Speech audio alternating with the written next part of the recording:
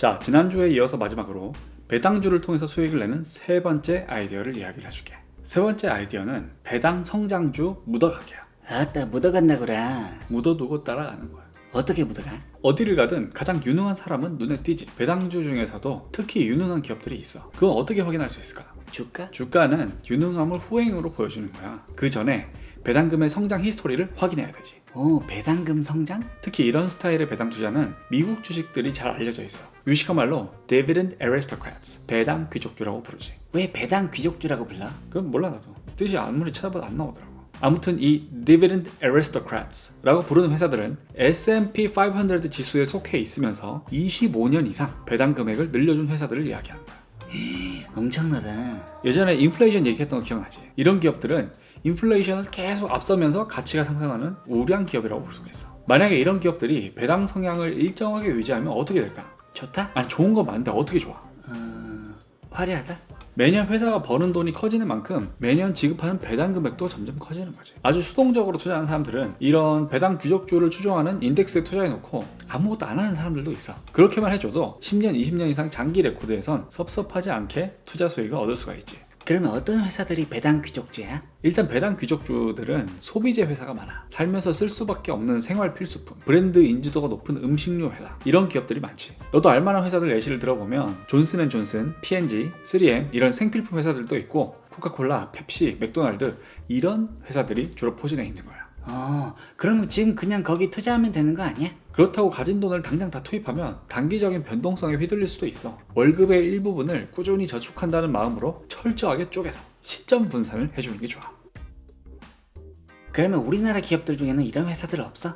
우리나라 기업들은 주주 친화적인 측면에서 보면 이런 회사들보다는 좀 아쉬워. 그렇지만 잘 찾아보면 비슷한 흐름을 보이는 기업들도 꽤 있어. 투자자들 사이에서 대표적으로 인기 있는 배당 성장주는 이크레더블이나 리노공업 같은 회사들이야. 이크레더블은 지난번에 말해준 한국 기업 평가의 자회사인데, 그러니까 글로벌 신용평가 기업 피치의 손자 회사지. 이 기업의 경우도 큰 부침 없이 잔잔하게 계속 성장하는 그런 비즈니스 모델을 갖고 있어. 이 회사 같은 경우에는 신용 인증서를 발급해주는 회사인데 배당금도 꾸준히 올려줬고 장기 차트로 보면 주가 상승도 상당히 높았어. 리노공업은 반도체를 만들 때 쓰는 테스트용 부품을 생산하는 회사인데 반도체 하나하나를 만들 때마다 테스트도 병행이 되니까 안정적으로 꾸준히 성장해왔지. 그러면 그런 회사들 사가지고 가만두기만 하면 돼? 그런데 꼭 그렇다고 볼 수도 없어. 투자를 하더라도 꾸준히 모니터링을 해줘야 되지. 기업의 세계는 말 그대로 정글이야. 아무리 유리한 비즈니스를 하더라도 만에 하나라는 게 있거든. 실제로 꽤 오랫동안 배당 성장을 보여주면서 투자자들에게 사랑을 받았는데 어느 순간에 트렌드에 뒤처지고 새로운 경쟁 환경이 생기면서 과거의 엣지를 잃어버리는 경우도 많거든.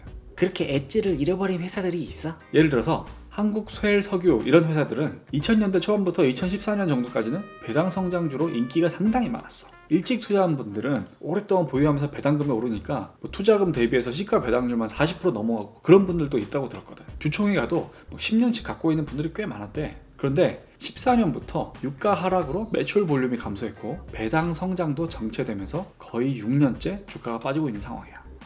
그렇구나. 그리고 손해보험주로 대표되는 삼성화재 같은 경우에도 보험회사 특유의 비즈니스 모델 때문에 굉장히 오랫동안 배당금을 올려줬었는데 최근 몇 년 동안은 금리 때문에 보험 업황이 너무 안 좋다 보니까 작년에 처음으로 배당 금액이 대폭 줄어들었어. 그러면 사람들이 엄청 실망했겠네. 많이 실망했지. 그런 업황들이 반영이 되면서 주가도 이례적으로 많이 떨어진 상태야.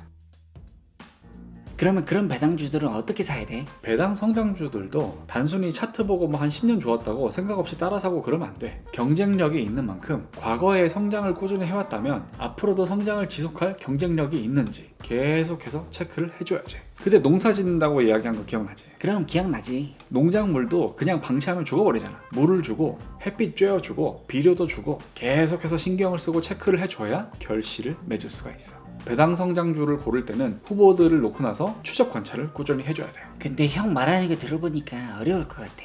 괜히 잘못 판단하면 배당도 줄어들고 그러잖아. 꼭 어렵다기보다는 섬세함이 필요하고 인내심이 필요한 투자법이야. 그게 어려운 거지 뭐.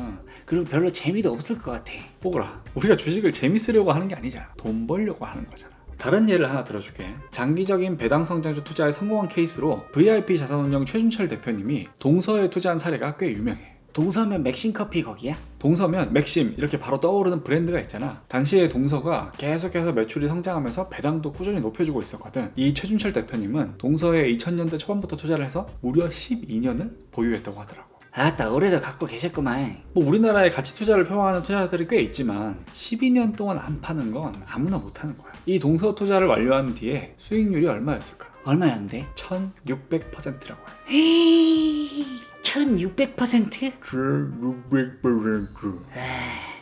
배당 성장주는 그렇게 하는 거구나.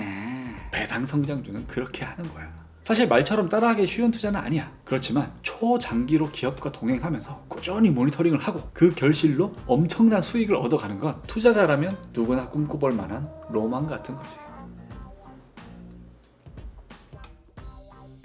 그러면 이제 배당주 이야기는 끝난 거야? 맞아. 드디어 배당주 이야기는 끝났고 다음 시간에는 성장주에 대해서 공부를 해볼 거야.